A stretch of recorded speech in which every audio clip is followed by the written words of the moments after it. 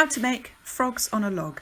This is a simple, healthy snack that kids will love to make and will help develop their fine motor skills. You'll need some celery, peanut butter, a handful of raisins or sultanas. You'll also need a chopping board and a knife. It doesn't need to be a sharp knife, a cutlery knife will do. First, wash the celery and pat it dry. It needs to be dry so the topping will stick. Next, with the knife, top and tail the celery and then cut each stick into 3 even pieces. Now for the peanut butter. Spread a thick layer inside each piece of celery. If your child finds this tricky to do with the knife, try using the back of a teaspoon. That sometimes helps. Now we're ready to add our frogs.